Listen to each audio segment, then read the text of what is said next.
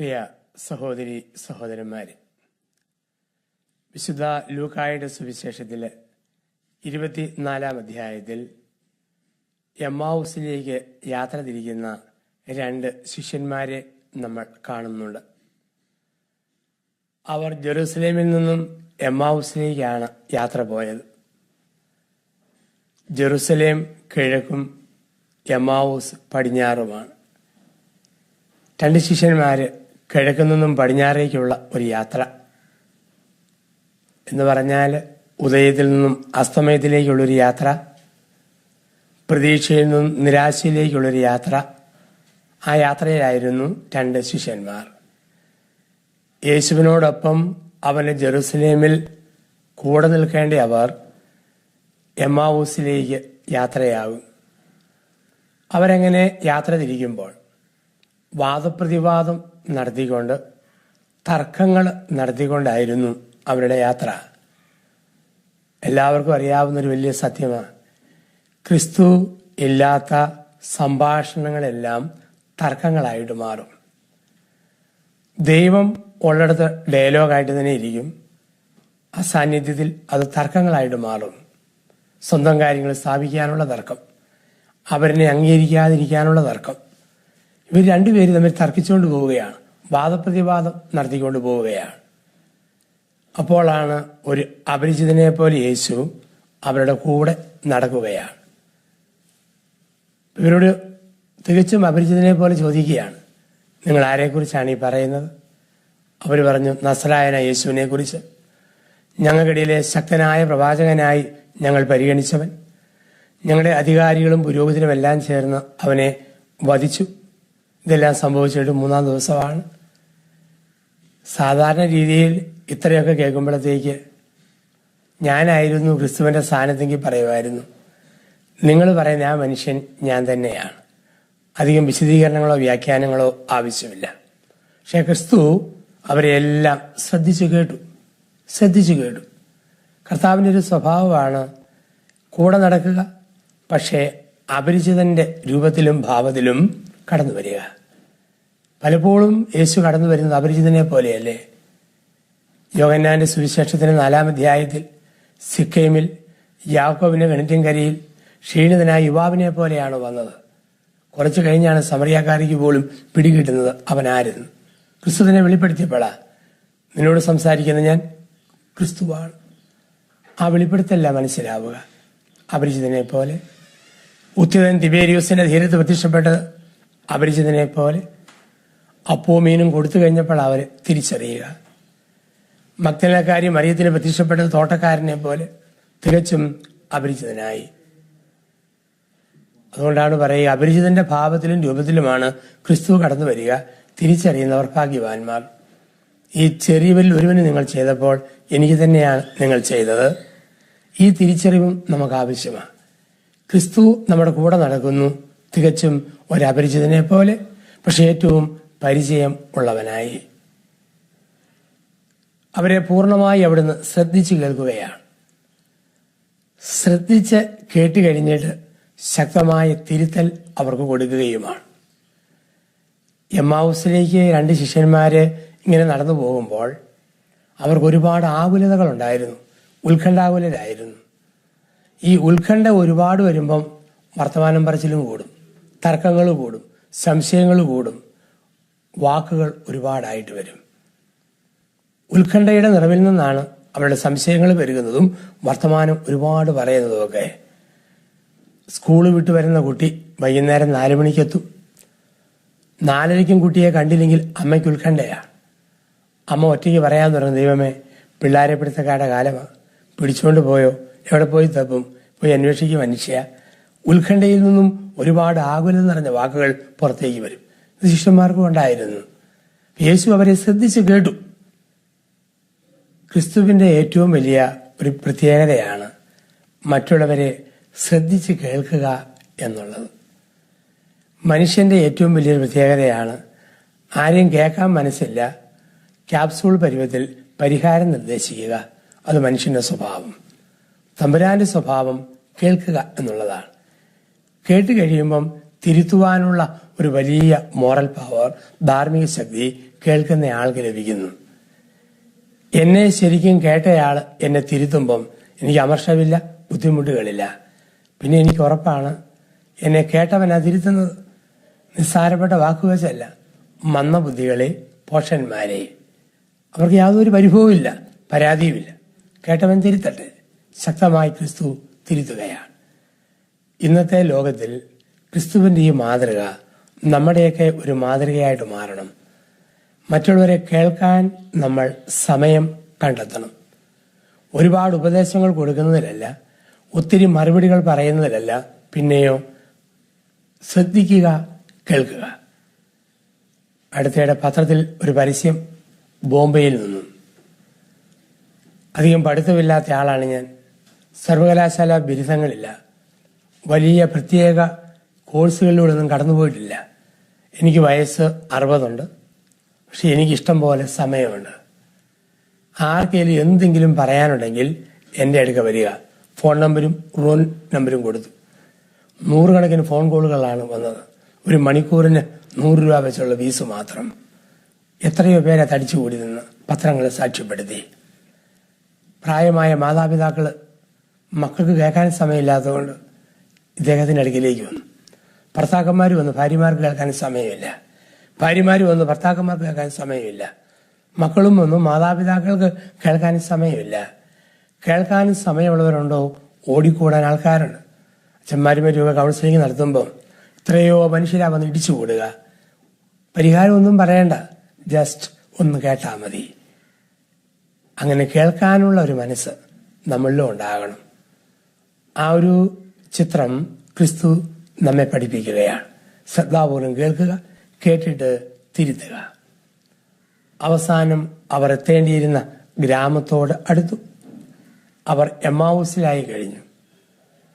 അപ്പോൾ ശിഷ്യന്മാർ അവനോട് പറയുകയാണ്, പകൽ അസ്തമിക്കുന്നു, ഇരുട്ട് പരക്കുന്നു, നീ ഞങ്ങളുടെ കൂടെ ഇന്ന് രാത്രി താമസിക്കണം. കാരണം അവർക്ക് വലിയൊരു കാര്യം തോന്നി. അവൻ കൂടെയുണ്ടെങ്കിൽ ഇരുട്ട് മാറും, അവൻ കൂടെയുണ്ടെങ്കിൽ വെളിച്ചം നിൽക്കും. കാരണം ക്രിസ്തു ഉള്ളിടത്തൊക്കെ ഒരു പ്രകാശമുണ്ട്. എവിടെയും എങ്ങനെയാ ദൈവസാന്നിധ്യം ഉള്ളിടത്ത് പ്രകാശമുണ്ട്. അതല്ലേ പറയുക സങ്കീർത്തകൻ, അവനിലേക്ക് നോക്കിയവരെല്ലാം പ്രകാശിതരായി. ദൈവം അധരം തുറന്ന് ആദ്യം പറഞ്ഞ വചനവും അത് തന്നെയാണ്. ഉൽപ്പത്തി പുസ്തകം 1-ാം അധ്യായം 3-ാം തിരുവചനം, പ്രകാശം ഉണ്ടാകട്ടെ. ഇസ്രായേൽ മക്കൾ 40 വർഷം മരുഭൂമിയിൽ അലഞ്ഞപ്പോൾ രാത്രിയിൽ ദീപസ്തംഭത്തിന്റെ പ്രകാശമായി അവൻ വന്നു. യേശു പിറന്ന രാത്രിയിൽ അത്ഭുത നക്ഷത്രത്തിന്റെ പ്രകാശമായി അവൻ ജ്വലിച്ചുയർന്നു. ദൈവമുള്ളിടത്ത് പ്രകാശം, ദൈവമില്ലാത്തടത്ത് ഇരുട്ട്. നിക്കോദേമോസ് ഒറ്റയ്ക്ക് വന്നത് ഇരുട്ടത്താണ്. ഒരു രാത്രിയിൽ നിക്കോദേമോസ് യേശുവിനെ കാണാൻ വന്നു. യേശുവിനെ അനുഭവിച്ചു കഴിഞ്ഞപ്പോൾ പകൽ വെട്ടത്ത് പ്രകാശത്തിൽ ക്രിസ്തുവിന്റെ മൃതശരീരം കുരിശിനെ നിറക്കി കിടത്തി. യൂദാസ് യേശുവിനെ വിട്ടിട്ട് പോയത് ഇരുട്ടിലേക്കാണ്. ദൈവമില്ലാതെ ഒറ്റയ്ക്ക് യാക്കോബ് ഒരു രാത്രിയിൽ ദൈവത്തിന് ദൂതനുമായി മൽപ്പിടുത്തം നടത്തി. പക്ഷേ ദൈവാനുഭവം ഉണ്ടായപ്പോൾ അത് പ്രഭാതമായി എന്നാണ് പറയുക. ഒറ്റയ്ക്ക് വലയെറിഞ്ഞ് മടുത്തത് യോഹന്നാൻ 21-ൽ ശിഷ്യന്മാർ ഒരു രാത്രിയിലാണ്. പക്ഷേ ഉഷസ്സായപ്പോൾ യേശുവിനെ കടൽക്കരയിൽ കണ്ടു. യേശു വരുമ്പോൾ ഉഷസ്സുകൾ. യേശുവില്ലേ എൻ്റെ ജീവിതത്തിൽ രാത്രികൾ, കർത്താവുള്ളപ്പോൾ എൻ്റെ ജീവിതത്തിൽ പ്രകാശവും പകലും. യുഗാദിയിൽ പ്രകാശമുണ്ടാകട്ടെ എന്ന് പറഞ്ഞവൻ യുഗാന്ത്യം വരെ ഈ പ്രകാശം നൽകുന്ന പ്രക്രിയ തുടർന്നുകൊണ്ടേയിരിക്കും. അവർ നിർബന്ധിച്ചു, ഞങ്ങളുടെ കൂടെ വസിക്കണം, പകൽ അസ്തമിക്കാറായി. ആർക്കാണ് ഗുരുവിനെ നിർബന്ധിക്കാൻ അവകാശം, അധികാരം? ശിഷ്യന് മാത്രമേ ഗുരുവിനെ നിർബന്ധിക്കാൻ പറ്റൂ, സ്വാധീനിക്കാൻ പറ്റൂ. ശിഷ്യന് പറയാം, നിർബന്ധിക്കാം, നീ പോകരുത്, ഞങ്ങളുടെ കൂടെ വസിക്കുക. അവൻ വസിച്ചു. അവൻ അപ്പം മുറിച്ച് അവർക്ക് കൊടുത്തു. യഹൂദ പാരമ്പര്യത്തിൽ ആതിഥേയനാകുന്ന ഒരു പശ്ചാത്തലം. ആ പശ്ചാത്തലത്തിൽ അപ്പം മുറിച്ചു കൊടുത്തു. അപ്പം മുറിച്ചു കൊടുത്തപ്പോൾ അവരുടെ കണ്ണുകൾ തുറക്കപ്പെട്ടു. അവർ കണ്ണു തുറന്നു നോക്കിയപ്പോൾ യേശുവിനെ കണ്ടില്ല. അപ്പം കണ്ടു, പക്ഷേ യേശുവിനെ പിന്നെ കണ്ടില്ല. എമ്മാവൂസിൽ ക്രിസ്തുവിന്റെ ശാരീരിക സാന്നിധ്യം കൗദാശിക സാന്നിധ്യമായി മാറുകയാണ്. ഇനിമേൽ അവനെ കാണേണ്ടത് മാംസത്തിലും രക്തത്തിലും അല്ലല്ലോ, പിന്നെയോ ഒരു തൂവള്ള ഓസ്തിയിൽ. അതിന് ഓസ്തി മാംസമാകണമെന്ന് നിർബന്ധമില്ല, അതിലും രക്തം കാണണമെന്നും നിർബന്ധമില്ല. തൂവള്ള ഓസ്തിയിൽ ക്രിസ്തുവിനെ കാണുവാനുള്ള കൃപ, ആ കൃപയ്ക്ക് വേണ്ടി നമ്മൾ പ്രാർത്ഥിക്കണം. അപ്പം മുറിച്ചപ്പോൾ അവർ കണ്ണു തുറന്നു, അവനെ കണ്ടില്ല, അവർ അപ്പത്തെ കണ്ടു. പിന്നീട് അവർ പറയുകയാണ്, എമ്മാവൂസിലേക്ക് തിരിച്ചു പോവുകയാണ്. തിരിച്ചു പോകുമ്പോൾ അവർ പറയുന്നു, അവൻ നമ്മോട് വചനം വ്യാഖ്യാനിച്ചപ്പോൾ നമ്മുടെ ഹൃദയം ജ്വലിച്ചിരുന്നില്ലേ? അവൻ നമ്മോട് വചനം വ്യാഖ്യാനിച്ചപ്പോൾ നമ്മുടെ ഹൃദയം ജ്വലിച്ചിരുന്നില്ലേ? ഈ ഒരു വാക്കാണ് അവർ പറയുക. ക്രിസ്തുവിനോടുകൂടി നടക്കുന്ന നിമിഷങ്ങളിൽ ഹൃദയം ജ്വലിക്കും.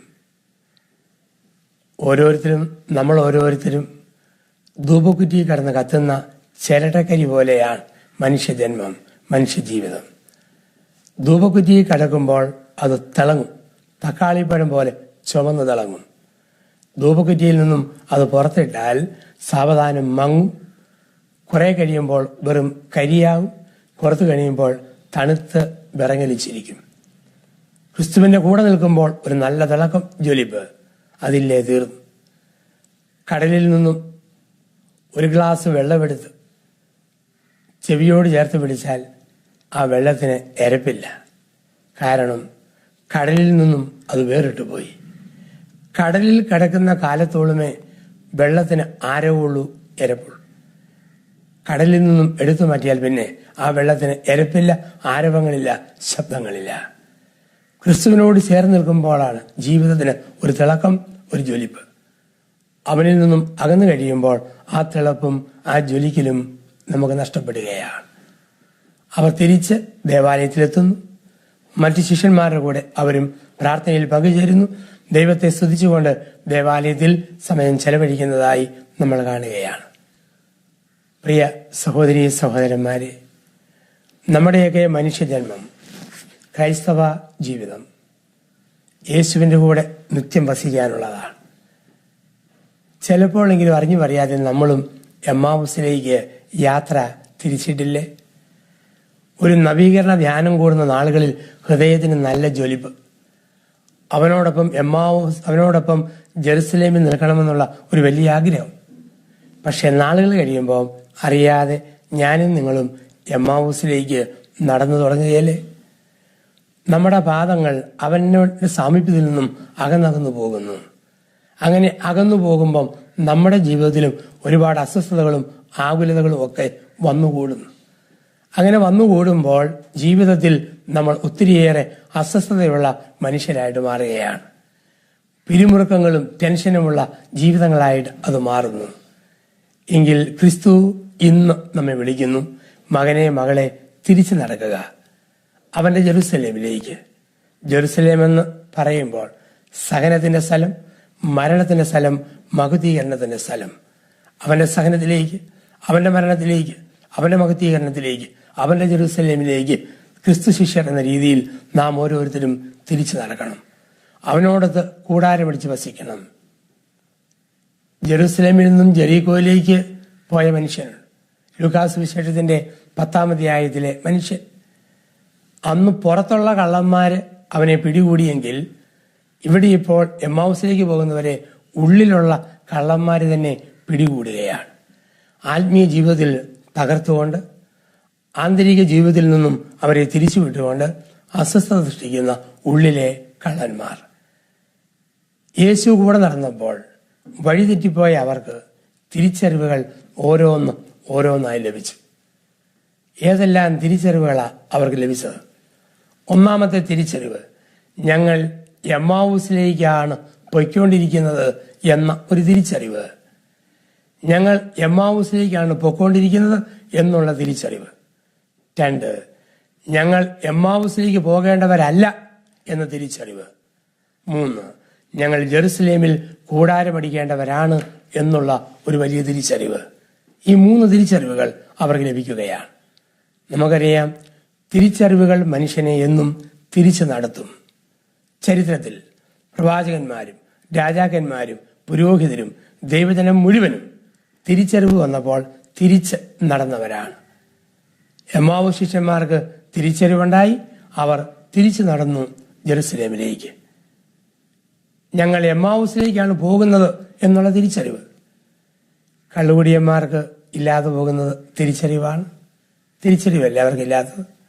അപ്പനും മകനും കള്ളു കുടിച്ച് പൂസായിട്ട് നടന്നു പോകുന്നു. ആടിയാടി പോകുന്ന അപ്പൻ മോനോട് പറഞ്ഞു, മോനെ നീ ഒന്ന് നോക്കിക്കേ, നിന്റെ അപ്പൻ ആടുന്നുണ്ടോ? അപ്പൻ മുമ്പോട്ട് നടന്നു. പൂസായ മോൻ അപ്പനെ നോക്കിയിട്ട് പറഞ്ഞു, അപ്പന് കുഴപ്പമൊന്നുമില്ല, അപ്പൻ നേരെയാണ് നടക്കുന്നത്. അപ്പൻ്റെ കൂടെ പോകുന്ന മറ്റേ ആള് ആടുന്നുണ്ടെന്നാണ് തോന്നുക. അവൻ അപ്പനെ ഡബിളായിട്ടാണ് കാണുക. തിരിച്ചറിവില്ലാത്തപ്പോഴാണ് അബദ്ധങ്ങൾ സംഭവിക്കുക. ജീവിതത്തിൽ തിരിച്ചറിവുകളാണ് മനുഷ്യനെ നേർവഴിക്ക് നടത്തുക. തിരിച്ചറിവ് വന്നപ്പോൾ ദാവീദ് പശ്ചാത്തപിച്ചു. തിരിച്ചറിവ് വന്നപ്പോൾ പത്രോസ് അനുതപിച്ചു. തിരിച്ചറിവുകൾ മനുഷ്യനെ എന്നും തിരിച്ചു നടത്തുന്നു ജീവിതത്തില്. എമ്മാവൂസ് ശിഷ്യന്മാർക്ക് ഈ തിരിച്ചറിവുണ്ടായി. ഞങ്ങൾ എമ്മാവൂസിലേക്കാണ് പോയിക്കൊണ്ടിരിക്കുന്നത് എന്നുള്ള തിരിച്ചറിവ്. നമ്മുടെയൊക്കെ ഇന്ന് ക്രിസ്തു ചോദിക്കുകയാണ്, ജീവിത അന്തസ്സിനെ കുറിച്ചുള്ള ഒരു തിരിച്ചറിവ് ഉണ്ടായിരിക്കണം. സംസാരങ്ങളെക്കുറിച്ച്, രീതികളെക്കുറിച്ച്, ബന്ധങ്ങളെക്കുറിച്ച് ഒരു തിരിച്ചറിവ്. ഞാൻ ഒരു അച്ഛനാണ് എന്നുള്ള തിരിച്ചറിവ് എൻ്റെ ജീവിതത്തിൽ എന്നും ഉണ്ടാകണം. അതെൻ്റെ ഭാഷകളെയും എൻ്റെ ബന്ധങ്ങളെയും എൻ്റെ ഇടപെടലുകളെയും സ്ഥായിയായി സ്വാധീനിക്കും. ഞാനൊരു ഭർത്താവാണ്, അപ്പനാണ് എന്നുള്ള തിരിച്ചറിവ് ഒരപ്പൻ്റെ ജീവിത വഴികളെ ക്രമീകരിക്കും. ഒരമ്മയാണ്, ഭാര്യയാണ് എന്നുള്ള തിരിച്ചറിവ് ഒരു സ്ത്രീയുടെ നോട്ടങ്ങളെയും ചിന്തകളെയും ഇടപെടലുകളെയും സ്വാധീനിക്കുന്നു. ഞാൻ ഇന്ന കുടുംബത്തിലെ അംഗമാണ് എന്ന തിരിച്ചറിവ് പെരുമാറ്റത്തെ കാര്യമായി ബാധിക്കുന്നു. അപ്പോൾ ഒന്നാമത് ജീവിതത്തിൽ ഒരു മാറ്റം വരാൻ ആവശ്യം തിരിച്ചറിയുക എന്നുള്ളതാണ്. അവർ തിരിച്ചറിഞ്ഞു, ഞങ്ങൾ എമ്മാവൂസിലേക്ക് പോയിക്കൊണ്ടിരിക്കുന്നു. വീണ്ടും അവർ തിരിച്ചറിഞ്ഞു, ഞങ്ങൾ എമ്മാവൂസിൽ പോകേണ്ടവരല്ല, എമ്മാവൂസിൽ പോകേണ്ടവരല്ല എന്ന തിരിച്ചറിവ്. ചില കാര്യങ്ങൾ നമുക്ക് തിരിച്ചറിവ് തരുന്നത്, ഇത് ഞാൻ ചെയ്യേണ്ട ആളല്ല, ഇങ്ങനെ പ്രവർത്തിക്കേണ്ട ആളല്ല, ഇങ്ങനെ സംസാരിക്കേണ്ട ആളല്ല, ഈ നിലയിൽ ജീവിക്കേണ്ട ആളല്ല. ധൂർത്തപുത്രൻ പന്നിക്കുഴിയിൽ കിടന്നപ്പോൾ അവന് മനസ്സിലായി, ഈ പന്നിക്കുഴിയിൽ കിടക്കേണ്ട ആളല്ല ഞാൻ, ഈ ദുർഗന്ധം അനുഭവിച്ച് എവിടെ കിടന്ന് ഉരുളേണ്ട ആളല്ല ഞാൻ, എന്റെ ജീവിതത്തിൽ ഈ അവസ്ഥയിൽ കഴിയേണ്ട ആളല്ല. ഈ തിരിച്ചറിവ് ധൂർത്തപുത്രന്റെ ജീവിതത്തെ കാര്യമായി സ്വാധീനിച്ചു. നമ്മളോടും ചോദിക്കുന്നു, എന്തിന് ഈ വലിയ ദുഃഖം സഹിക്കുന്നു? എന്തിന് ഇതുപോലെ നീറുന്നു? എന്തിന് ആകുലപ്പെടുന്നു? എന്തിന് അസ്വസ്ഥരാകുന്നു? അങ്ങനെ ആകേണ്ട ആളല്ലല്ലോ ഞാൻ. അതിൽ നിന്നും ഒരു മോചനം എനിക്ക് ആവശ്യമല്ലേ? ഒരു വിടുതൽ എനിക്ക് ആവശ്യമല്ലേ? ആ തിരിച്ചറിവ്. ഞാൻ ഇങ്ങനെ കിടക്കേണ്ട ആളല്ല, ഇങ്ങോട്ട് പോകേണ്ട ആളല്ല. മൂന്നാമത്തെ തിരിച്ചറിവ്, ഞാൻ ജെറുസലേമിലേക്ക് പോകേണ്ട ആളാണ്, ഞാൻ ജെറുസലേമിലേക്ക് പോകേണ്ടയാളാണ്, ഞാൻ പിതാവിന്റെ ഭവനത്തിലേക്ക് പോകേണ്ടയാളാണ്. പന്നിക്കുഴിയിൽ കിടന്ന് ധൂർത്തപുത്രനുണ്ടായ തിരിച്ചറിവ് നമ്മുടെയൊക്കെ ജീവിതത്തിലും നമ്മളും ഓർക്കണം. ദൈവത്തിന്റെ ഛായയിലും സാദൃശ്യത്തിലും സൃഷ്ടിക്കപ്പെട്ട ഒരു വ്യക്തിയാണ് ഞാൻ. ഈ അവസ്ഥയിൽ ഞാൻ അധപ്പതിച്ചു പോയെങ്കിൽ ഇവിടെ നിന്ന് ഞാൻ തിരിച്ചു നടക്കേണ്ട ആളാണ് പിതൃഭവനത്തിലേക്ക്, പിതാവിന്റെ ഭവനത്തിലേക്ക്. ആ തിരിച്ചറിവ് എമ്മാവൂസ് ശിഷ്യന്മാരെ തിരിച്ചു നടത്തി, ധൂർത്തപുത്രനെ തിരിച്ചു നടത്തി, ഇസ്രായേൽ ജനതയെ തിരിച്ചു നടത്തി, വഴിതെറ്റിപ്പോയ രാജാക്കന്മാരെ തിരിച്ചു നടത്തി, പത്രോസിനെ തിരിച്ചു നടത്തി. ഈ തിരിച്ചറിവുകൾ ജീവിതത്തിൽ നമുക്ക് ലഭിക്കണം. എമ്മാവൂസിലേക്ക് യാത്ര തിരിക്കുന്ന ഈ ശിഷ്യരുടെ ചിത്രം നമ്മുടെ മനസ്സിലേക്ക് നമുക്കൊന്ന് കൊണ്ടുവരാം. അറിഞ്ഞുമതിയാതെയും ജീവിതയാത്രയിൽ വഴിതെറ്റിപ്പോയവരെങ്കിൽ കർത്താവിലേക്ക് നമുക്ക് തിരിച്ചു വരാം. ഒത്തിരി അസ്വസ്ഥതകളും ആകുലതകളും എന്റെ നെഞ്ചിൽ ഞാൻ വഹിക്കുന്നെങ്കിൽ അതിന്റെ അർത്ഥം എന്റെ ക്രിസ്തുവിൽ നിന്നും ഞാൻ ദൂരെയാണ്. ഒത്തിരി പൊട്ടിത്തെറിയും അസ്വസ്ഥതകളും ഞാൻ കാണിക്കുന്നെങ്കിൽ ഒറ്റ ഉത്തരമേ ഉള്ളൂ, എന്റെ കർത്താവിൽ നിന്നും ഞാൻ അകലെയാണ്. നിസ്സാരപ്പെട്ട കാര്യത്തിന് പൊട്ടിത്തെറിക്കുകയും പ്രകോപിതരാവുകയും എനിക്ക് തോന്നുന്നതൊക്കെ ഞാൻ വിളിച്ചു പറയുകയും ചെയ്താൽ അതിന്റെ അർത്ഥം എന്റെ ക്രിസ്തുവിൽ നിന്നും ഞാൻ അകലെയാണ്. ബുദ്ധി കൊണ്ടും യുക്തി കൊണ്ടും ചിന്തിച്ചല്ല പരിഹാരം കാണേണ്ടത്. പിന്നെയോ തമ്പുരാനിലേക്ക് തിരിച്ചു വന്ന് ജീവിത പ്രശ്നങ്ങൾക്ക് ഞാൻ പരിഹാരം കണ്ടെത്തണം. എൻ്റെ ദൈവത്തിലേക്ക് ഞാൻ അടുക്കണം. ആ ദൈവത്തിന്റെ അടുത്തിരുന്ന് പ്രശ്നങ്ങൾക്ക് ഞാൻ പരിഹാരം കണ്ടെത്തണം. മനുഷ്യനൊരു പ്രത്യേകതയുണ്ട്. അവന് ജീവിതത്തിൽ കുരുക്കുകൾ ഉണ്ടാക്കാനേ പറ്റൂ, കുരുക്കുകൾ മെനയാനേ പറ്റൂ. കുരുക്കഴിക്കാൻ അവൻ തോക്കും തോറും കടുംകെട്ടുകൾ വീണുകൊണ്ടിരിക്കും. പക്ഷേ ക്രൂശിതനായ മിശിഹ കുരുക്കുകൾ അഴിക്കുന്നവനാണ്. കുരുക്കിടാൻ മനുഷ്യൻ, കുരുക്കഴിക്കാൻ ക്രൂശിതൻ ഉത്തിതൻ. ആ ക്രിസ്തുവിനെ നമ്മുടെ ജീവിതത്തിലേക്ക് നമുക്ക് ക്ഷണിക്കാം. സ്നേഹപൂർവ്വം നമ്മുടെ ഹൃദയത്തിൽ നമുക്ക് സൂക്ഷിക്കാം. ലോകത്തിന്റെ വഴികളിലൂടെ ഞാൻ നടന്നുപോയെങ്കിൽ, തിന്മയുടെ പാപത്തിന്റെ വഴികളിലൂടെ ഞാൻ കടന്നുപോയെങ്കിൽ, ഒരു മാനസാന്തരം, ഒരു തിരിച്ചുവരവിലേക്ക് ക്രിസ്തു എന്നെ നിർബന്ധപൂർവ്വം ക്ഷണിക്കുകയാണ്. കടന്നു വന്ന വഴികളിലെ മുറിപ്പാടുകളെ ഓർത്ത് ഒത്തിരി വേദനിക്കാതെ, അകലെയുള്ള ആ വളവുകളിലേക്ക് കണ്ണുകൾ നട്ട് ഒത്തിരി ആകുലപ്പെടാതെ, ദൈവം തന്ന ജീവിതത്തിൽ സന്തോഷത്തോടെ ജീവിക്കുവാനും ദൈവസാന്നിധ്യം അനുഭവിക്കുവാനും എമ്മാവൂസ് രംഗം നമ്മെ വിളിക്കുന്നു. തിരിച്ചു വന്നവർക്കെല്ലാം ദൈവം കൊടുത്ത വലിയ സമ്മാനമാ സന്തോഷം. ധൂർത്തപുത്രൻ വന്നു, ആഹ്ലാദ ആരവം ഉണ്ടായി. എമ്മാവൂസ് ശിഷ്യന്മാർ തിരിച്ച് ദേവാലയത്തിൽ വന്നു, സ്തുതിച്ച് പ്രാർത്ഥിച്ച് ആനന്ദത്തോടുകൂടി അവർ ശിഷ്ടകാലം അവിടെ കഴിച്ചുകൂട്ടി എന്ന് ലൂക്കാസ് സുവിശേഷത്തിന്റെ 24-ാം അധ്യായത്തിന്റെ അവസാന ഭാഗങ്ങളിൽ നമ്മൾ കണ്ടെത്തുന്നു. പ്രിയപ്പെട്ടവരെ, ക്രിസ്തുവിലേക്ക് നമുക്ക് തിരിയാം. എത്ര ദൂരം അകന്നുപോയോ അത്രയും ദൂരം തിരിച്ചു നടക്കാം. എമ്മാവൂസ് ശിഷ്യന്മാർ എത്ര ദൂരം നടന്നോ അത്രയും ദൂരം തിരിച്ചു നടന്നു. ധൂർത്തപുത്രൻ എത്ര വലിയ കുഴിയിലേക്ക് പോയോ അത്രയും ഉയരത്തിലേക്ക് കയറി വന്നു. തിരിച്ചു വരാം, കയറി വരാം, അവനോടൊപ്പമായിരിക്കാം. ആ കൃപയ്ക്കായി നമുക്ക് പ്രാർത്ഥിക്കാം. കർത്താവായ ഈശോയെ, എമ്മാവൂസിലേക്ക് നടന്ന് അകന്നുപോയ ശിഷ്യരെ പോലെ ഞങ്ങൾ ഇതാ തിരുസന്നിധിയിൽ എത്തി നിൽക്കുന്നു. ഞങ്ങളുടെ ചിന്ത കൊണ്ടും വാക്കുകൊണ്ടും പ്രവൃത്തി കൊണ്ടും നിന്നിൽ നിന്നും ഒരുപാട് ദൂരം ഞങ്ങൾ അകന്നുപോയി. യേശുവെ, തിരിച്ചറിവുകൾ നൽകി ഞങ്ങളെ തിരിച്ചു നടത്തണമേ. ഞങ്ങൾ പോകേണ്ട വഴികൾ ഏതെന്നും പറയേണ്ട വാക്കുകൾ എന്തെന്നും സഞ്ചരിക്കേണ്ട പാതകൾ ഏതാണെന്നും നീ തന്നെ കാണിച്ചു തരുന്നല്ലോ. അത് തിരിച്ചറിഞ്ഞ് നിന്നോടൊപ്പം നിന്റെ ജെറുസലേമിൽ വസിക്കുവാൻ ഞങ്ങളെ ശക്തിപ്പെടുത്തണമേ. അതിന് തടസ്സമായി നിൽക്കുന്നവയെല്ലാം ഞങ്ങളിൽ നിന്ന് എടുത്തു മാറ്റണമേ. നിത്യം പിതാവും പുത്രനും പരിശുദ്ധാത്മാവുമായ സർവേശ്വര എന്നേക്കും.